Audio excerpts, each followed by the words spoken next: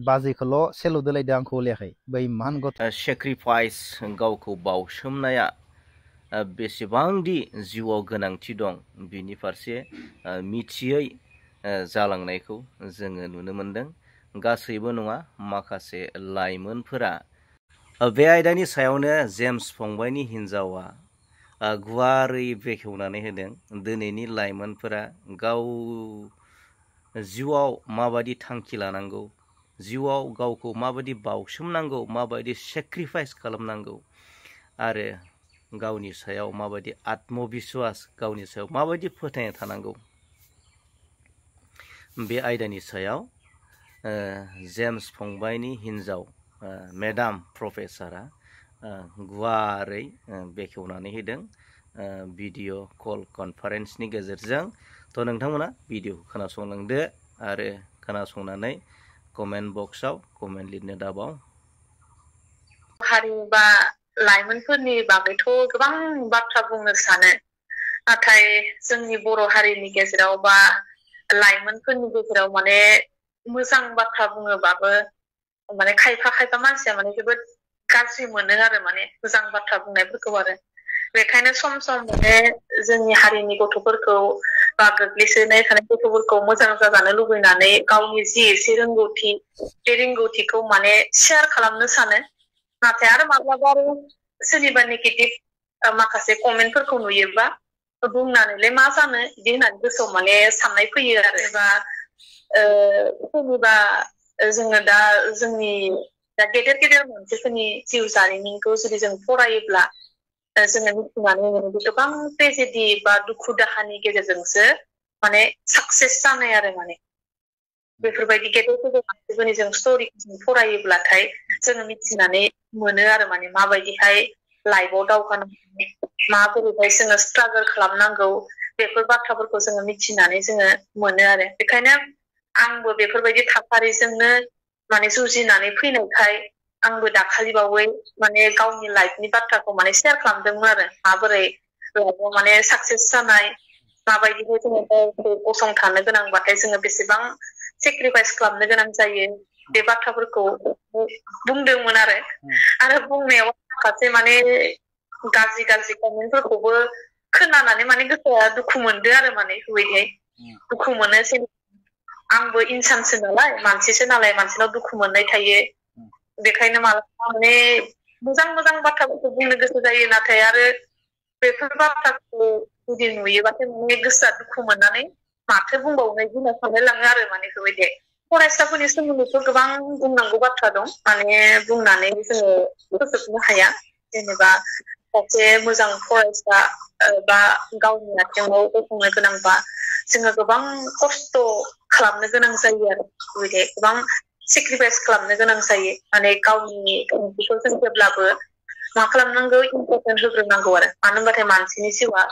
थांखि जुदि गैयाब्लाथाय, लाइफआव जुदि थांखि गैयाबाथाय जिउनि लामायाव नों मा जायो, आन्दायनो गोनां जायो आरो। बेखायनो गाव जुदि साक्सेसफुल सासे इनसान जानो गोनां जायोबा सिगां गाव थांखिखौ लाग्रोनांगोन आरो। बे थांखिखौ लानायनि गेजेरजोंसो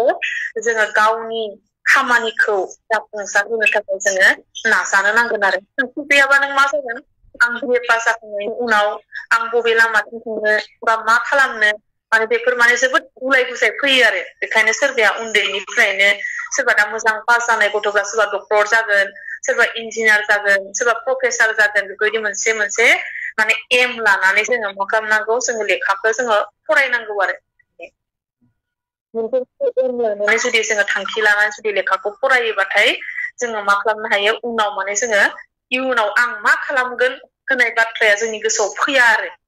बेबायदि नों निजे सोरबा जानो गोसोबा नोङो अनार्स लानांगोन, जायखिजाया आयदायाव अनार्स लानानै नोङो मोजाङै फरायनांगोन। फरायनायनि उनाव मोजां पार्सेन्टेज लानानै जोङो मास्टार डिग्रि नों खालामनांगोन। मोनसे मोजां इउनिभारसिटियाव एडमिसनबो नों मोननो हानाय जानांगोन। आरो बेनाव मास्टार डिग्रि खालामखांनायनि उनाव नोङो सासे प्रफेसार जानो गोनां जायोबाथाय जोंनो मा नांगौ, आथिखालनि जुगाव जेरै नेट, स्लेट एग्जाम, बेजों लोगोसे नोङो सेमिनार प्रेजेन्टेसन, बेजों लोगोसे नोङो UGC केयारलेसनि जार्नेल नांगोन, बेफोरखौ नों मा खालामनांगोन, बुथुमनानै लानांगोन। आरो बिनि उनाव आरो मेनलि PhD खालामनांगोन नोङो। बेफोरखौ नोंनो नांगोन बेफोरबायदि मोनसेनि उनाव मोनसे नोङो मा खालामनांगोन गावनि थांखिखौ नोङो होसोनो नांगोन आरो बेफोरखौ नोङो होसोनानै फुलफिल खालामनो हायोबासो मा खालामनो हागोन गावनि टारगेटआव नोङो सफैनो हागोन आरो माने खिन्थु एसेबां नङा आरो गोरलै नङा गावनि टारगेट बा थांखिखौ होसोनायाव गोबां खस्थ' खालामनो गोनां जायो बे खस्थ'खौबो नोङो खालामनो थाखाय थियारि नाजानांगोन आरो मानो होनबा खनसेनोथ' मानसिया साक्सेस जानो हाया नालाय मालाबा नों इन्टारभिउ समाव मालाबा नों सिलेक्टबो जाया जानो हागौ मालाबा एगजाम लिरनाय समाव नोङो पासबो जाया जानो हागौ अब्लाबो मा खालामनो नाङा गोसोखौ जोङो लोरबां खालामना लानो नाङा आरो माने जोङो जेब्लाबो जोङो दा हायाबाबो जोङो खनसेबाबोथ' जों हागोन होननानै जोङो नाजालांबाय थानायखौ गोसोआव लानांगोन आरो बेफोरबायदि थांखि होसोबाय थानायाव गोबां मानसियानो नोंखौ माने गोबां बाथ्रा बुंगोन आरो गोबां मानसियानो नोंखौ सेफायनो होनो नाजागोन गोबां मानसियानो नोंखौ बायदिसिना रोखोमनि बाथ्रा बुंनानै नोंनि गोसोखौ दुरबल खालामनो नाजागोन आरो अब्लाबो नों मा खालामनांगोन नोंनि थांखियावल' नों गसंनानै थानांगोन आरो नोंनि थांखिखौ नोङो गसंनानै नोङो बे सिदा लामाजों नों खालामनांगोन थाबायलांबाय थानांगोन आरो गुबुना जेखि बुङा बे बाथ्राखौ नोङो खोमासंनो नाङा जुदि नों गुबुननि बाथ्रा बुंनायखौ जुदि नोङो थांखि होसोबाय थानाय समाव जुदि खोमासुयोबा नोङो थांखियाव सौफैयाबो जानो हागौ आरो बेबायदि बेखायनो जों गासैबो बाथ्राखौ जोङो इगनर खालामनानै जोङो मा खालामनांगौ गावनि सायाव फोथायनाय लानांगौ माने गावनि सायाव फोथायनाय जुदि दङब्ला जोङो मा खालामनो हायो सानसेबाबो जोङो